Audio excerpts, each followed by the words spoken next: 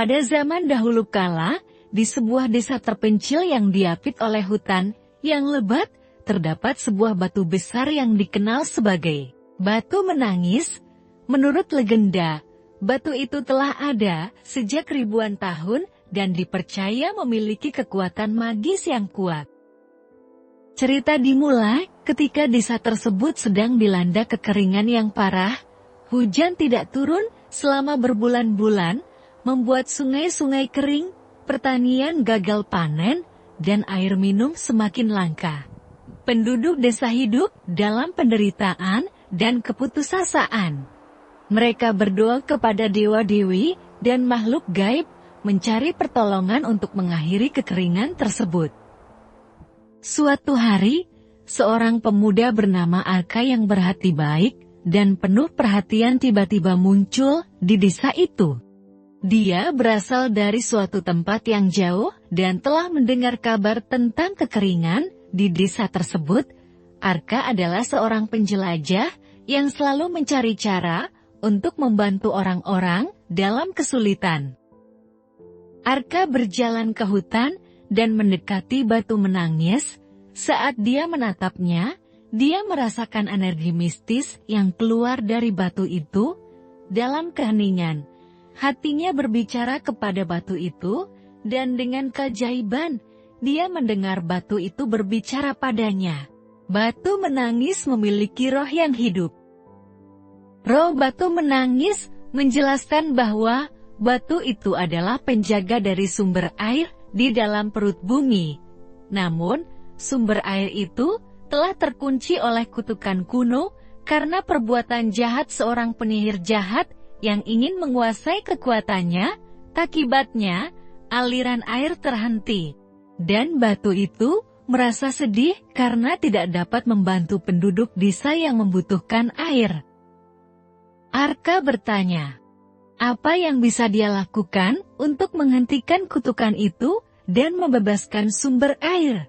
Roh Batu Menangis memberitahunya bahwa satu-satunya cara untuk menghentikan kutukan itu adalah dengan menghadapi dan mengalahkan si penyihir jahat di tempat di mana kutukan itu pertama kali diberlakukan, yaitu di puncak mistik, di puncak gunung yang tinggi dan berbahaya. Arka menerima tugas berbahaya tersebut tanpa ragu-ragu. Dia meminta bantuan dari penduduk desa untuk mengumpulkan persediaan dan dukungan yang dibutuhkan untuk perjalanan ke puncak mistik. Penduduk desa memberinya makanan, air, dan doa-doa mereka. Perjalanan Arka menuju puncak mistik sangatlah sulit dan penuh rintangan. Dia melewati hutan gelap yang dihuni oleh makhluk-makhluk aneh, menyeberangi lembah berangin, dan mendaki tebing terjal.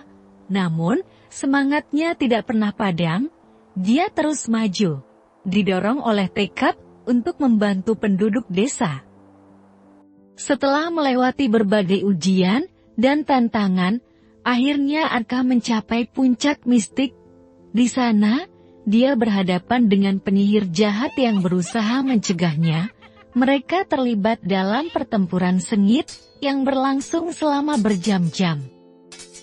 Dengan ketekunan dan keberanian, Arka akhirnya berhasil mengalahkan si penyihir jahat dan memutuskan kutukan yang mengikat sumber air di dalam perut bumi. Air mulai mengalir kembali, dan keajaiban terjadi di desa tersebut. Hujan turun dengan derasnya. Sungai-sungai kembali mengalir, dan tanah menjadi subur sekali lagi. Ketika Arka kembali ke desa, dia disambut sebagai pahlawan. Penduduk desa bersyukur atas dedikasinya dan mengagumi keberanian dan kebaikannya. Batu Menangis juga berterima kasih kepadanya atas keberhasilannya dalam mengatasi kutukan dan membebaskan roh batu dari kesedihannya. Batu Menangis menjadi batu biasa lagi, tetapi ceritanya dan keajaibannya tetap hidup di hati setiap penduduk desa. Batu itu menjadi lambang harapan, keberanian, dan persatuan. Sejak saat itu, desa itu mengalami keberkahan dan kemakmuran. Dan Batu Menangis tetap menjadi tempat yang suci dan dihormati oleh semua orang.